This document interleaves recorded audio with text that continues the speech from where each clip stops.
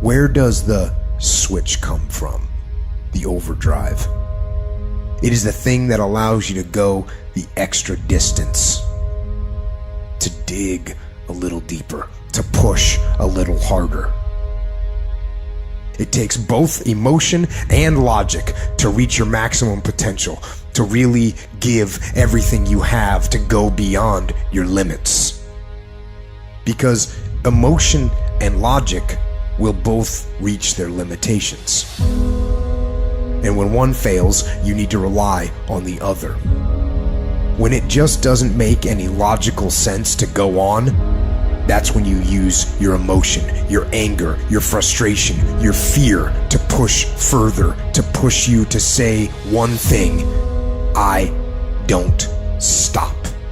When your feelings are screaming that you have had enough, when you think you are going to break emotionally, override that emotion with concrete logic and willpower that says one thing: I don't stop.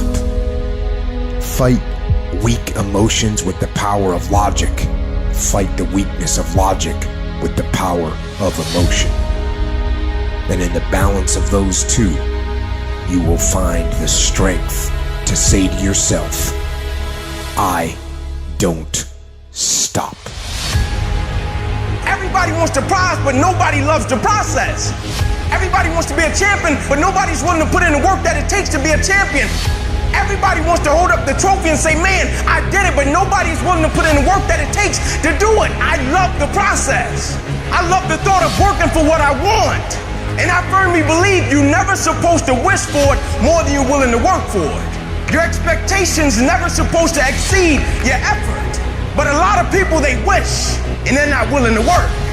And the great thing about life has a funny way of testing all of us and seeing how bad we really want what it is that we say we want.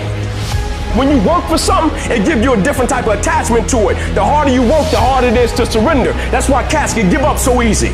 They ain't got nothing invested.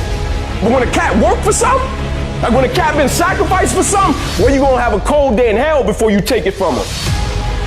You can't be good and be a legend. You can't be great, really, and be a legend. You gotta be phenomenal. I want you to push for legend.